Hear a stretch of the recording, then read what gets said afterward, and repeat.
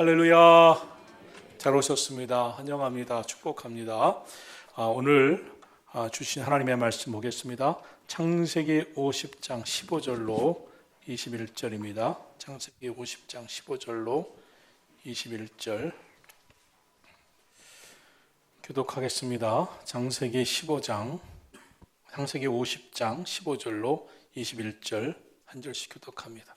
요셉의 형제들이 그들의 아버지가 죽었음을 보고 말하되 요셉이 혹시 우리를 미워하여 우리가 그에게 행한 모든 악을 다 갚지나 아니할까 하고 요셉에게 말을 전하여 이르되 당신의 아버지가 돌아가시기 전에 명령하여 이르시기를 너희는 이같이 요셉에게 이르라. 내 형들이 내게 악을 행하였을지라도 이제 바라건대 그들의 허물과 죄를 용서하라 하셨나니 당신 아버지 하나님의 종들인 우리 죄를 이제 용서하소서 하며 요셉이 그들이 그에게 하는 말을 들을 때에 울었더라.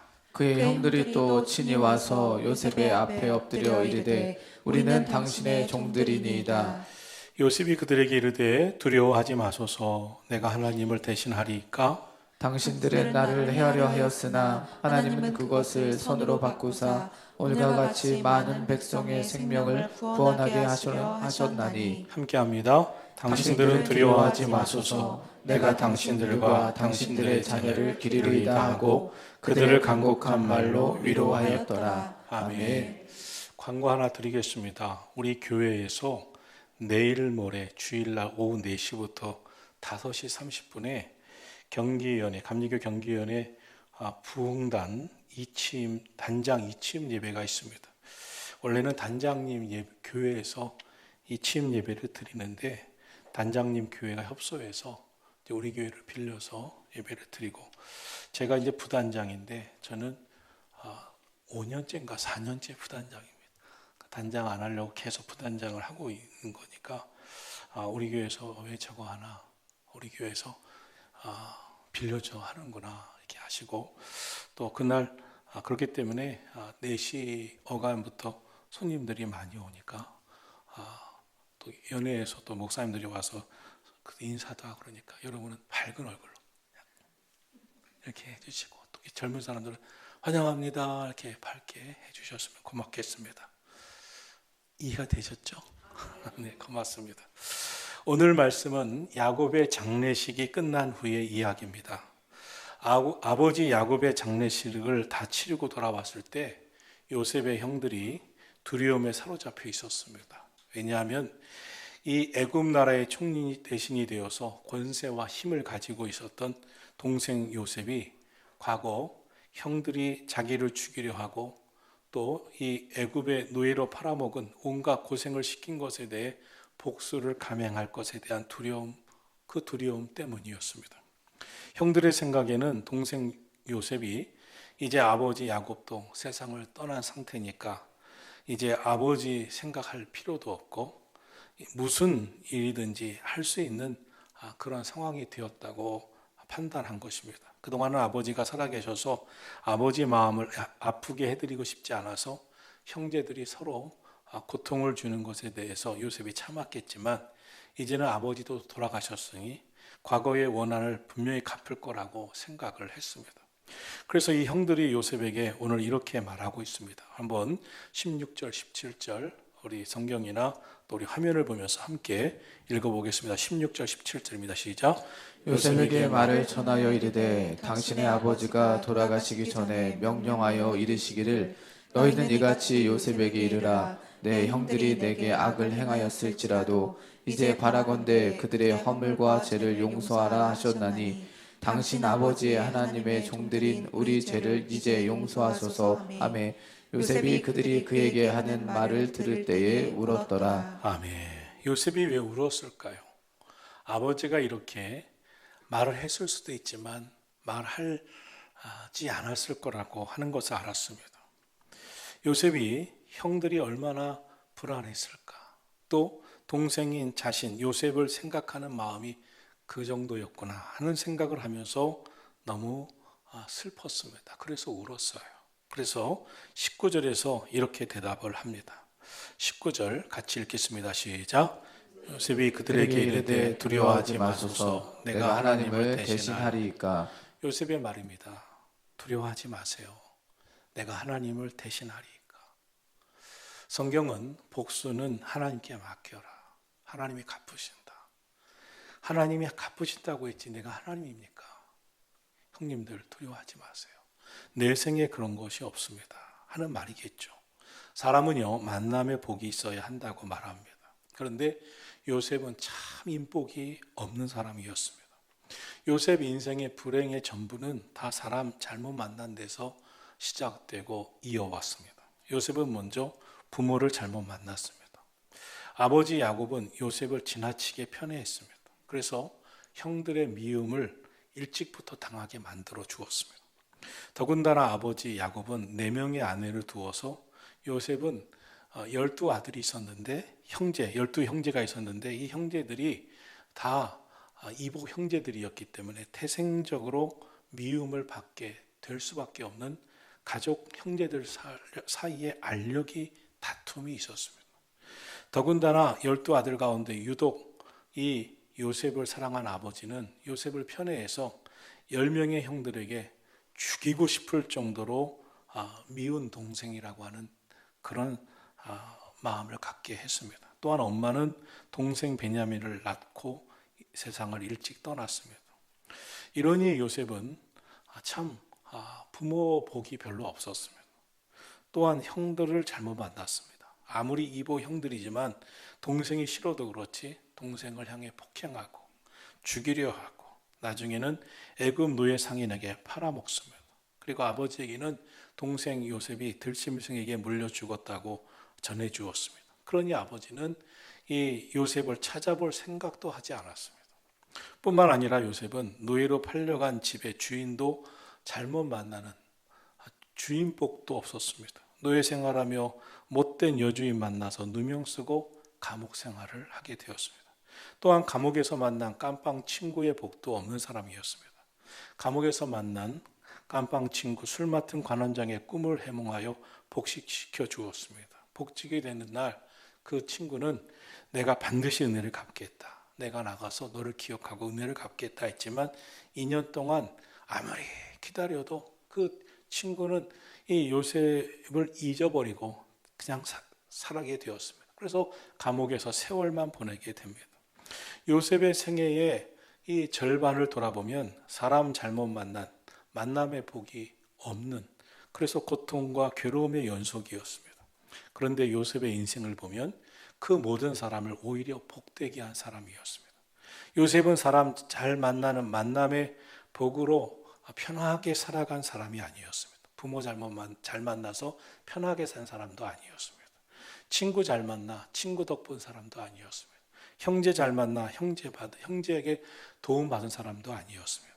요셉은 오히려 만나는 사람들에게 그들은 나에게 복이 되지 못했지만 오히려 그들은 나에게 해코지했지만 자기에게 요셉에게 은혜를 입고도 잊어버렸지만 오히려 그들에게 복이 되는 사람이 되었습니다. 살아가면서 복된 사람만 만나길 바라는 사람들도 있습니다. 그것은 반쪽짜리 크리스찬밖에 안 되는 사람입니다. 요셉은 자기를 죽이려 한 형들 그리고 노예로 판 형들을 자기를 죽이려 한 형들 그리고 노예로 판 형들을 오히려 살립니다.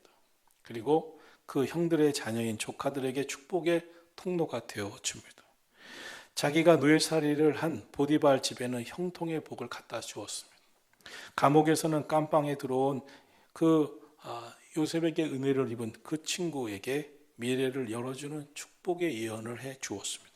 또한 애굽 나라의 총리 대신이 되어 애굽의 최전성기를 이루는 애굽 나라의 복을 가져다 주었습니다.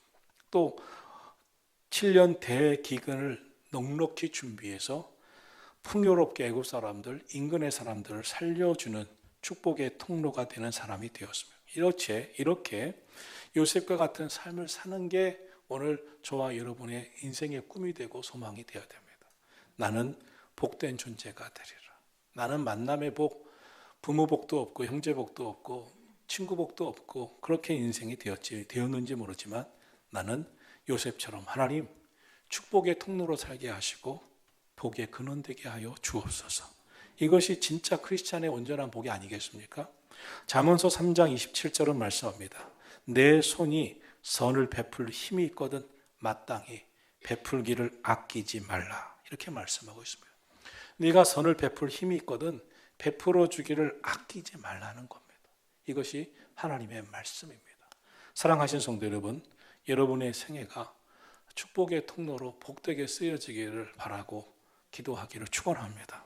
내 생애에 나는 사람 잘못 만나서 복도 없지, 나는 좀 나를 도와줄 사람이 없는가 찾아 헤매기보다 하나님 기왕이면 내가 축복의 통로가 되게 해달라고, 나를 해코지하거나 나를 괴롭히는 사람조차도 나 때문에 복을 받도록 하나님 그런 인생이 되게 해달라고, 나는 인생의 역전선을 가져오는 삶이 되게 해달라고 기도의 제목들이 바뀌고 신앙의 비전이 바뀌어지기를 축원합니다.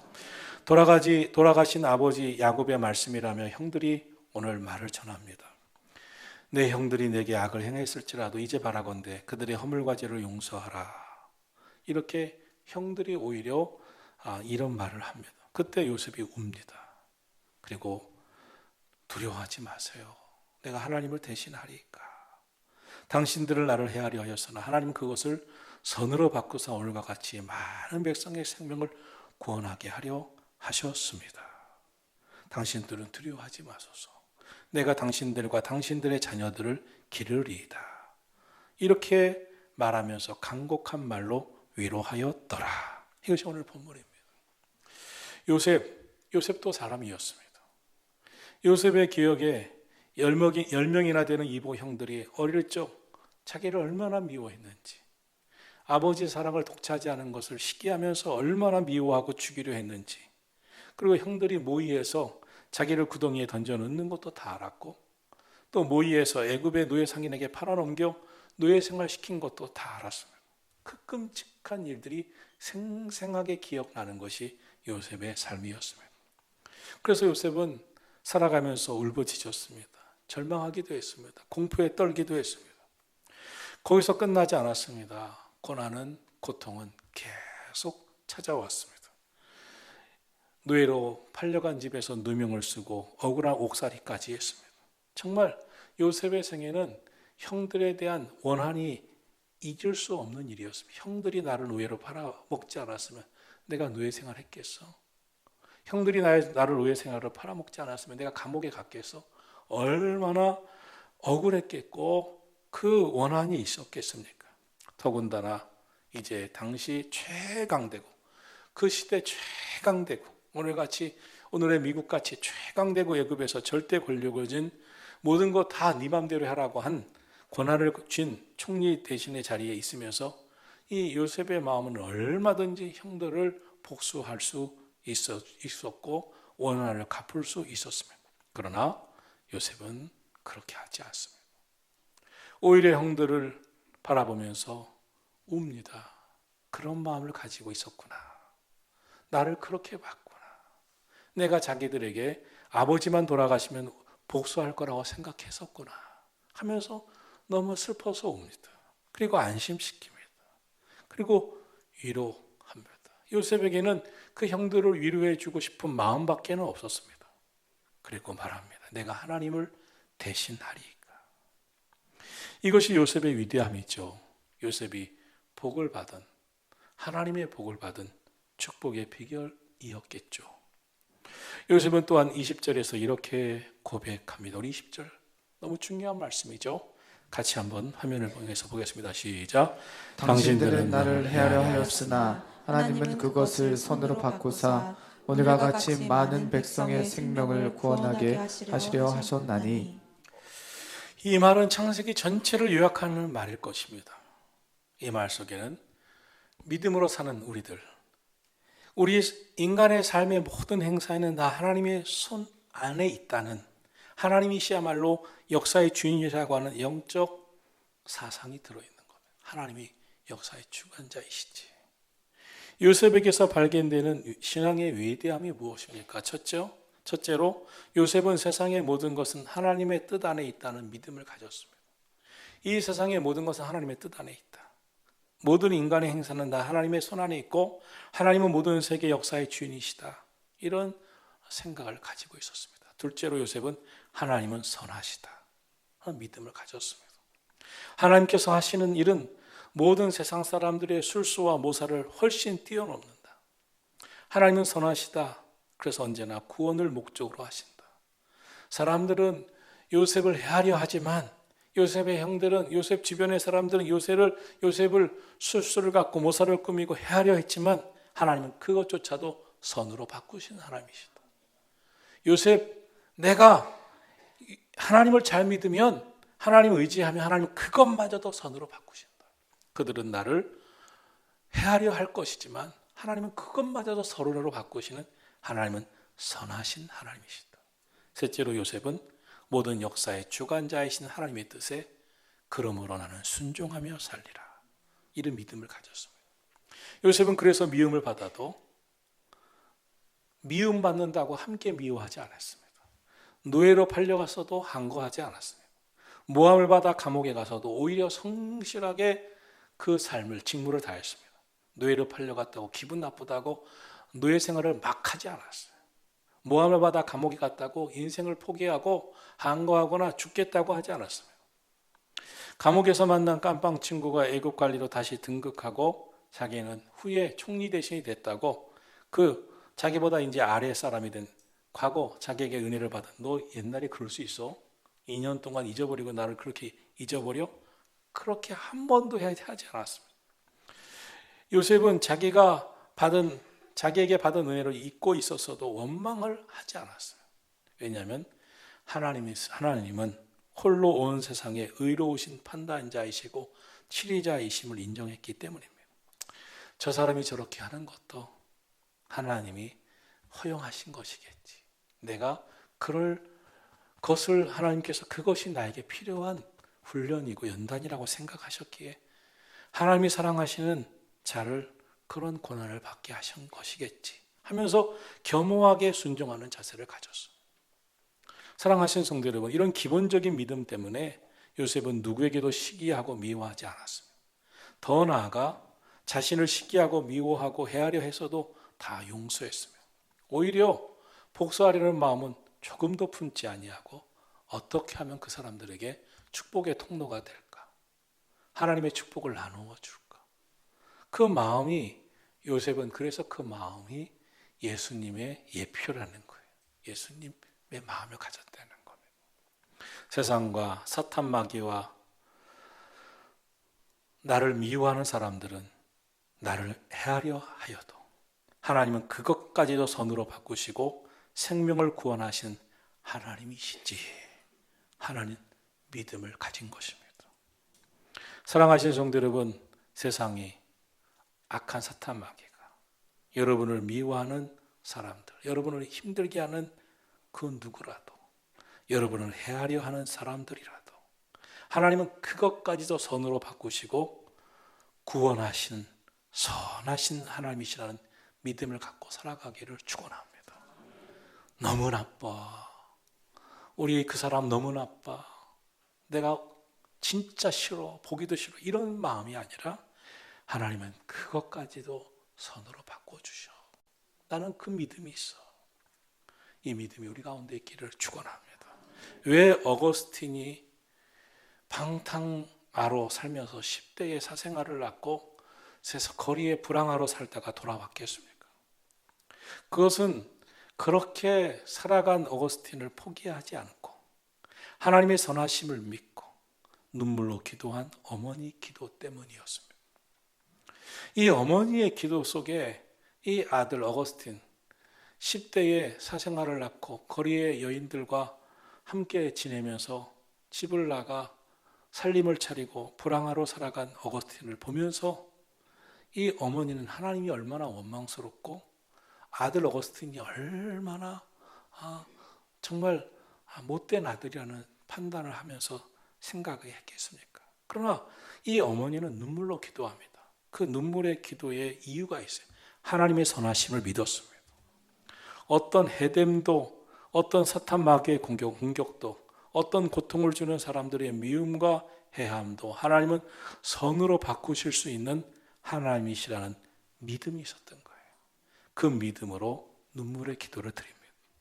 그리고 그 눈물의 기도가 그 아들 어거스틴을 돌아오게 하고 성자가 되게 하고 위대한 기독교 영웅이 되게 했습니다. 그 기도가 회복을 주었고 진정한 축복의 통로가 되었습니다. 사랑하시는 성도 여러분, 오늘도 여러분의 인생은, 우리들 모두의 인생은 눈물로 점철할 것입니다. 그러나 한많은 눈물, 원망의 눈물, 미움의 눈물, 괴로움의 눈물이 아니라 기도의 눈물이 되기를 축원합니다. 모든 것을 선으로 바꾸시는 하나님이시라는 믿음을 갖고 눈물의 기도를 드림으로 우리 함께 승리할 수 있기를 예수 그리스도의 이름으로 축원합니다.